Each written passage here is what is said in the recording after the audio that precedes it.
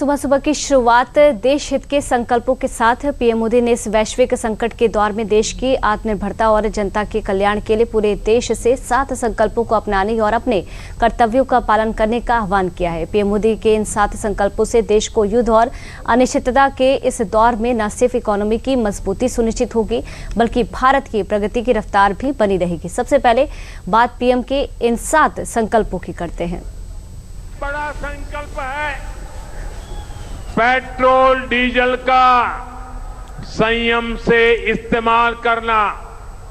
साथियों, हमें petrol diesel का उपयोग कम करना होगा।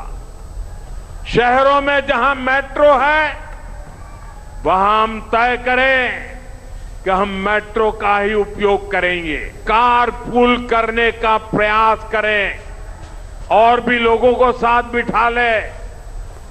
अगर हमें कहीं सामान भेजना हो तो कोशिश करनी है कि वह ज्यादा से ज्यादा रेलवे गुड्स के जो ट्रेन होती है रेलवे की सर्विसेज से भेजें, ताकि इलेक्ट्रिक रेलवे होने के कारण पेट्रोल डीजल की जरूरत नहीं पड़ती है।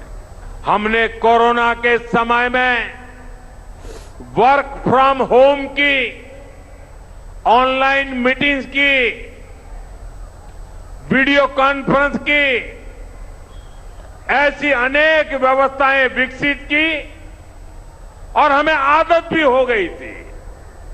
आज समय की मांग ऐसी है कि उन व्यवस्थाओं को हम फिर से शुरू करें। जो विदेशों में शादियों का, विदेशों में घूमने का, विदेशों में वैकेशन पर जाने का मिडिल क्लास में कल्चर बढ़ता जा रहा है।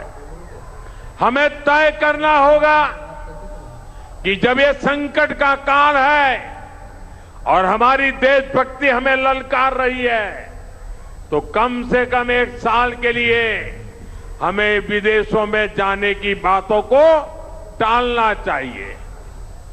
एक जमाना था जब संकट आता था, कोई युद्ध होता था तो लोग देश हित में सोना दान दे देते थे। आज दान की जरूरत नहीं है, लेकिन देश हित में हमको ये तय करना पड़ेगा कि साल भर तक घर में कोई भी फंक्शन हो, कोई भी कार्यक्रम हो, हम सोने के गहने नहीं खरीदेंगे, सोना नहीं खरीदेंगे।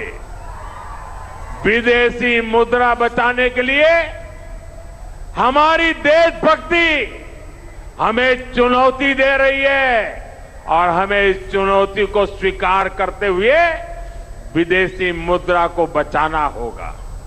एक समय था जब हम कॉपर एक्सपोर्ट करते थे, लेकिन आज भारत के सामने स्थिति ऐसी बन गई कि अब हमें कॉपर को भी इंपोर्ट करना पड़ता है। हमारे देश में हड़तालें करवाकर कॉपर प्लांट्स को ठप करवा दिया गया और अब हालत ये हो गई कि हमें कॉपर बाहर से मंगाना पड़ता है और उसमें विदेशी मुद्रा खर्च होती है। इसलिए मैं ऐसे सभी श्रमिक समूह मजदूर संगठनों से भी कहूंगा कि हमें ऐसी बातों का जरूर ध्यान रखना चाहिए। भारत को आत्मनिर्भर बनने से जो भी कदम रोकते हैं उनमें हमें दूरी बनानी होगी। ऐसे ही खाने के तेल का भी है, इसके आयात के लिए भी बहुत बड़ी मात्रा में हमें विदेशी मुद्रा खर्च करनी पड़ती है।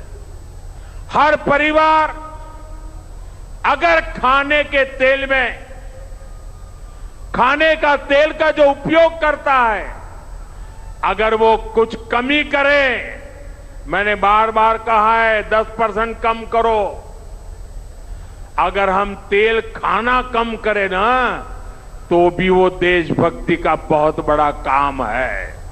विदेशी मुद्रा की खपत वाला एक और सेक्टर हमारी खेती है।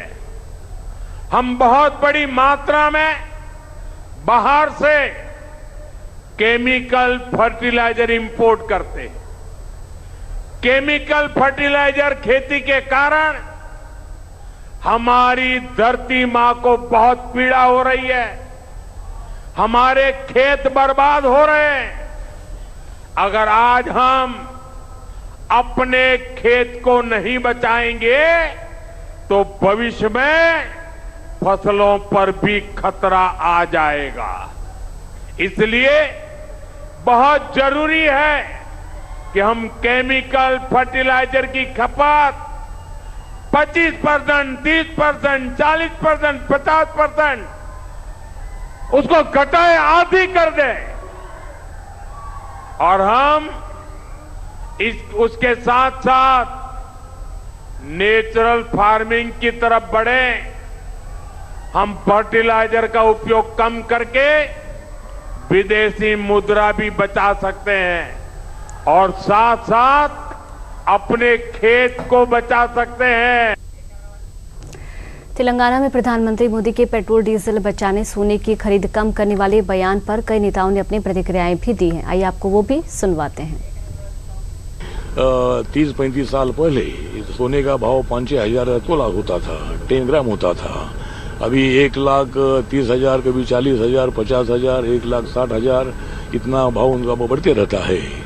इसलिए जिस तरह मतलब माननीय नरेंद्र मोदी साहब ने बताया है कि भाई ज्यादा सोना मत खरीद करो और जो आउट ऑफ इंडिया का जो टूर है उसमें जो ज्यादा पैसा ना खर्चा करते हुए वो पैसा यहाँ अपने डेवलपमेंट के लिए लगाना चाहिए, ऐसा उन्होंने बताया है। तो मेड इन इंडिया को भारत सरकार महत्व देती है, पूरा सामान यहाँ बनना चाहिए। अपनी इकोनॉमी नंबर 4 पर आई है, अगर हमें 3 नंबर पर जल्दी जाना है तो मुझे लगता है कि और भी अपनी इकोनॉमी डेवलपमेंट होने की आवश्यकता है।